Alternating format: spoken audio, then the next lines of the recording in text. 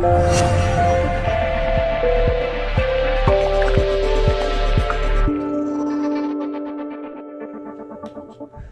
and gentlemen, thank you and welcome back for another weekly edition of Z Real Estate's discussion on real estate. All right, so how do you sell a house?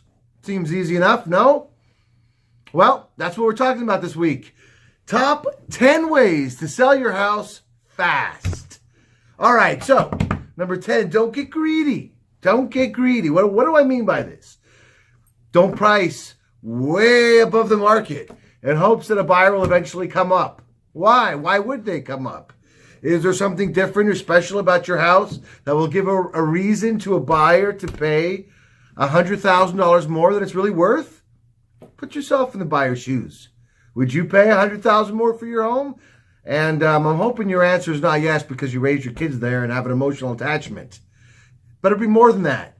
It better be a business reason. All right. Number 9. Don't be emotional. Going back to the business reasons. Your memories, your sentimental value, your nostalgia about your property.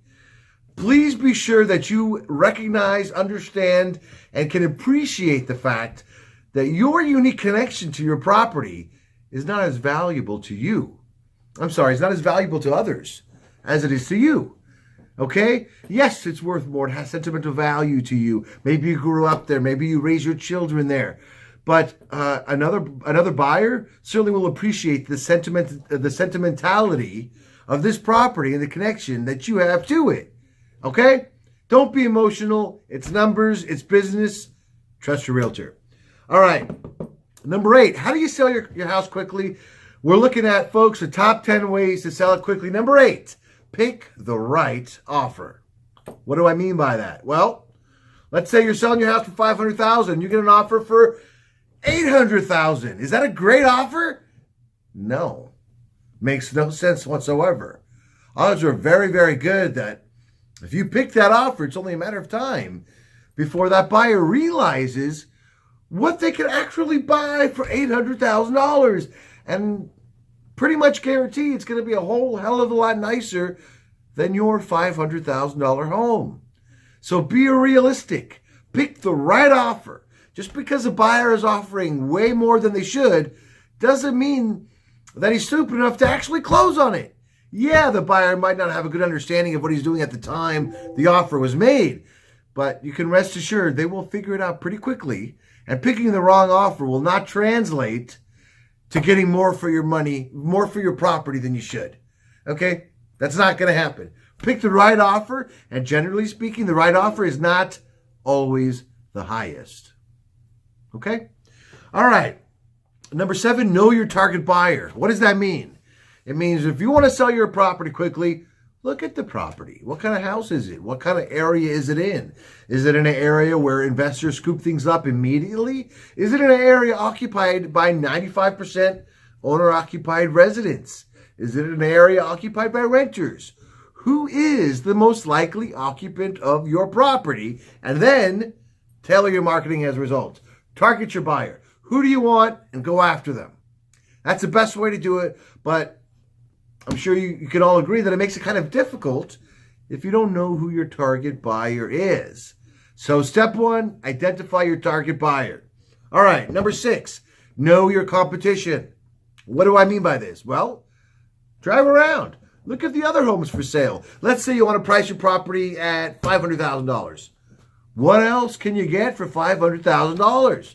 Go out and look at it. If it's considerably nicer than your home, guess what?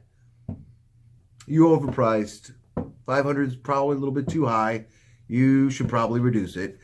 If, on the other hand, $500,000 is a piece of crap compared to your home, then maybe you priced too low. Understand the competition, folks. You want to price it, you want to sell it quickly? Then price it better than the competition. But it's kind of hard to do that unless or until you know the competition.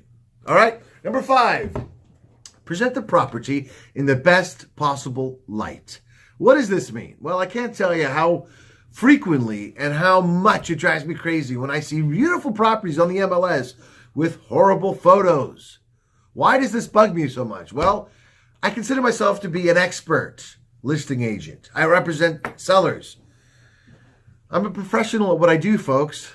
What does that mean? It means I'm good enough to know that I'm not a professional photographer. So, I will hire one.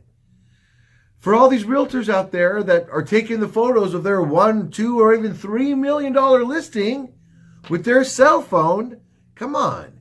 Can you possibly think of a better way to do a disservice to your client than to use your photography skills, your untrained, unprofessional photography skills to sell that property? Know what you're good at, folks. Know what you're not good at. If you're not a professional photographer, recommend hiring one. All right, moving on.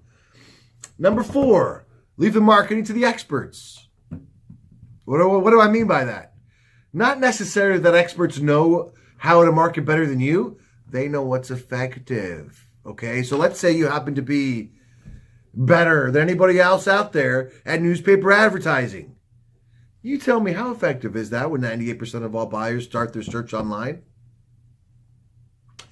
So you could be the best at newspaper advertising. Nobody's arguing with you there.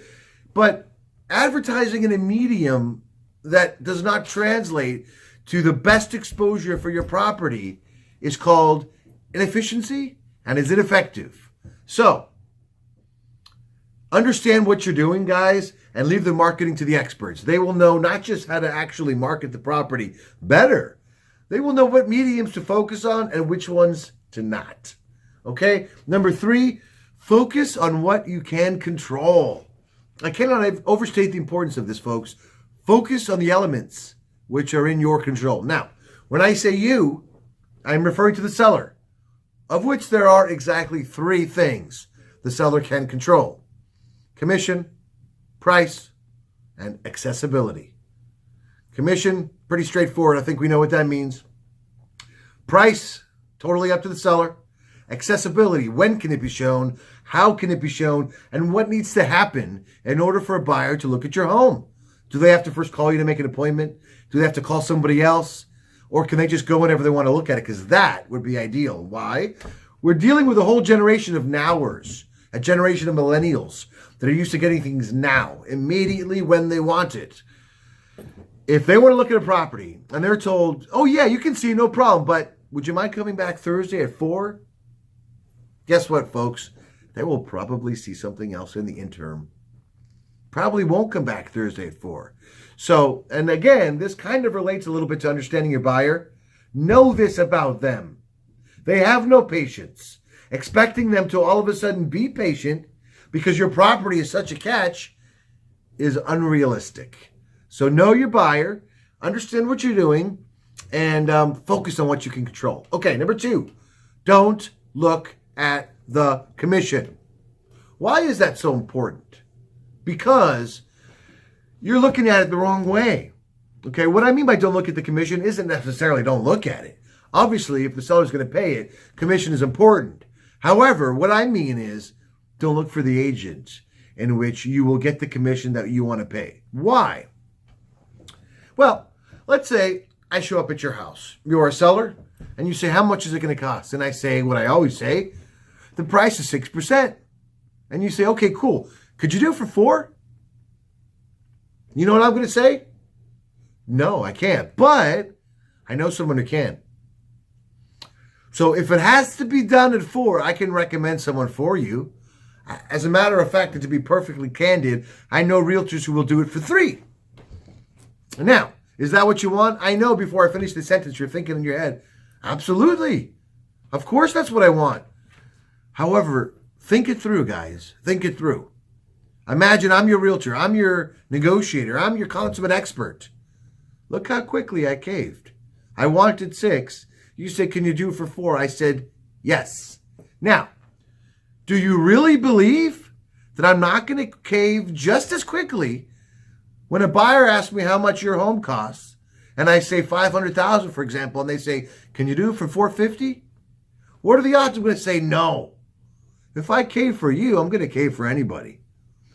Be aware of that. Be very mindful.